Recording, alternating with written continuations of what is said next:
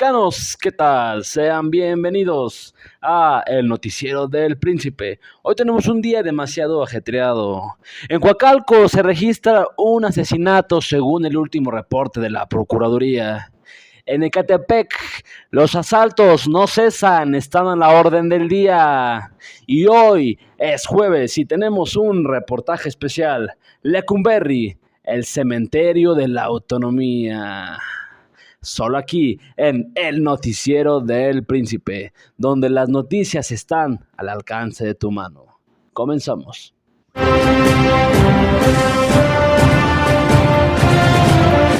Lecumberri, el cementerio de la autonomía. Lecumberri es la cárcel más icónica en la historia de México, llena de tanta historia y secretos gubernamentales que deseaban oprimir y callar a las voces del pueblo, con una sed de justicia ante un sistema hermético. Así lo mencionó el doctor Arturo Martínez Náteras. Personajes históricos desfilaron por el recinto de San Lázaro, pero ¿cuánta sangre tuvo que ser derramada? ¿Valió la pena ese sacrificio? Históricamente sabemos que México siempre ha sido un país donde la libertad de expresión es una falacia y nunca ha habido espacio para los pensadores, críticos y menos en una época como el Porfiriato. Así lo menciona el periodista Emiliano Martínez para Imagen Televisión. La prisión fue una apuesta por el general Porfirio Díaz, la cual fue fundada el 29 de septiembre de 1900, siempre con su fascinación por la arquitectura y el urbanismo en Francia, por lo cual ante el notable ascenso de la densidad ciudadana, la capital necesitaba una cárcel a la altura. La encomienda fue tomada por Torres Torrija, aconsejado por diseñadores ingleses, y dio como resultado el llamativo estilo redondo, creando un panel óptico muy tendencioso en Europa. Pero en cuestión de vigilancia era el modelo perfecto, ya que los reclusos eran observados las 24 horas del día a cualquier rincón que fueran. Pero esto provocó una serie de trastornos psicológicos y muchos expertos de la época renombran a Lecumberri como el manicomio de Don Porfirio. Eso sin contar las situaciones precarias, sin comida, sin higiene y sin ninguna conexión al exterior. Muerte tras muerte que el organismo judicial simplemente se escondía. Incluso muchos de los presos ya habían cumplido su sentencia, pero debido al enorme flujo de la prisión, literalmente las autoridades se les olvidaba sacarlos. Al grado que hay testimonios de gente que fue asesinada a manos de los guardias y fue escondida.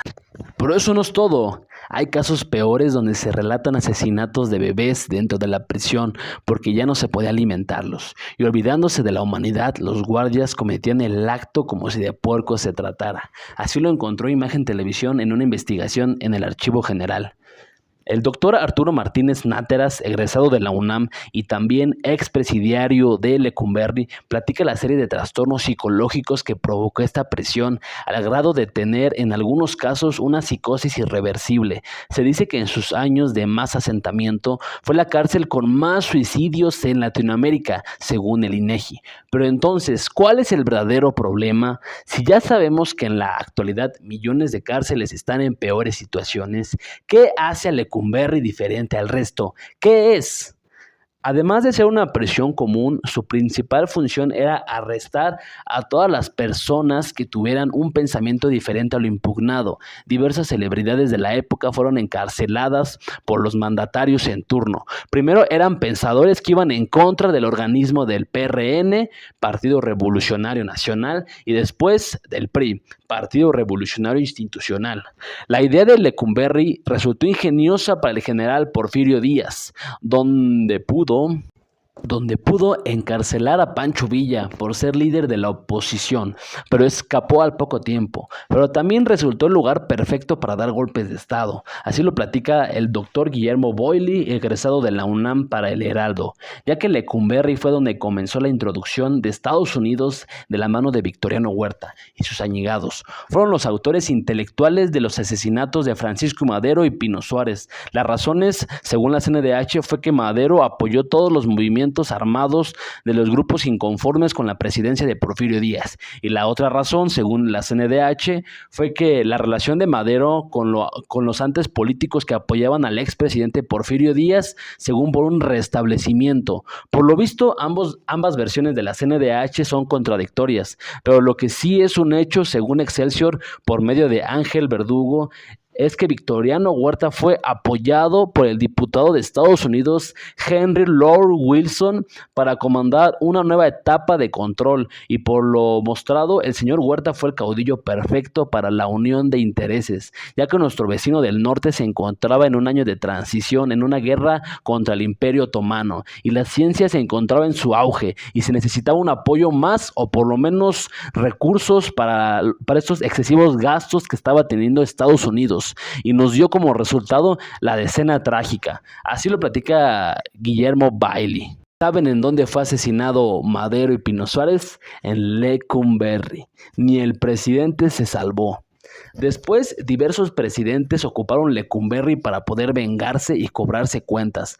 Sucedió con David Alfaro Siqueiros. Fue en una conferencia de Venezuela. Dio sus opiniones en contra de la presidencia de Adolfo López Mateos. Pero cuando regresó, la policía ya lo esperaba y lo encarcelaron. Cito al presidente: disolución social.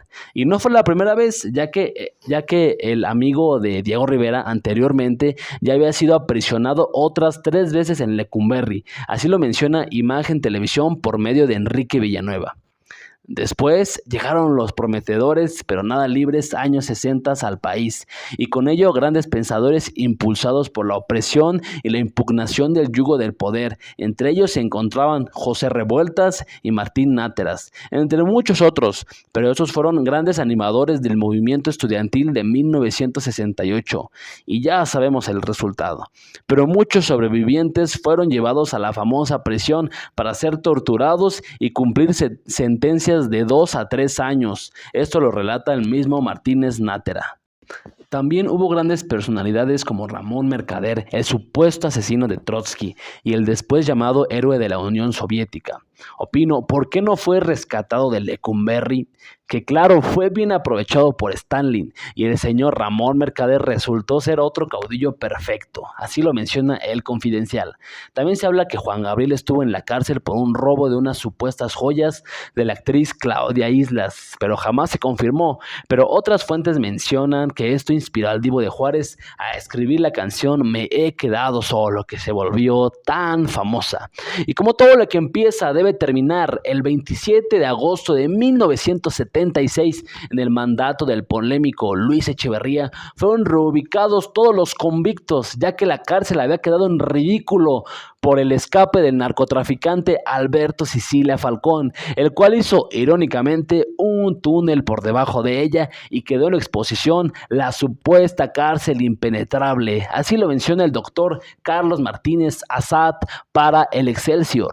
Todo un modus operandi para el aparato gubernamental y jurídico, con muchas víctimas en todo su tiempo de apertura, torturas, opresión, pero también un control social mediático. Incluso se ocupó la industria del cine, y actores como Tintán, Silvia Pinal y Silvia Derbez desfilaron en actividades altruistas por todo Lecumberri, además de ser estudio de cine en la película Nosotros los Pobres, donde se grabó la condecorada escena de Pepe el Toro es inocente. Además se dio el nacimiento de muchos coloquialismos de nuestra lengua, como la palabra joto, ya que en la cárcel a todas las personas homosexuales los mandaban a la letra J de la cárcel, y por lo tanto se les dio la connotación. Así lo relata el historiador Enrique Villanueva.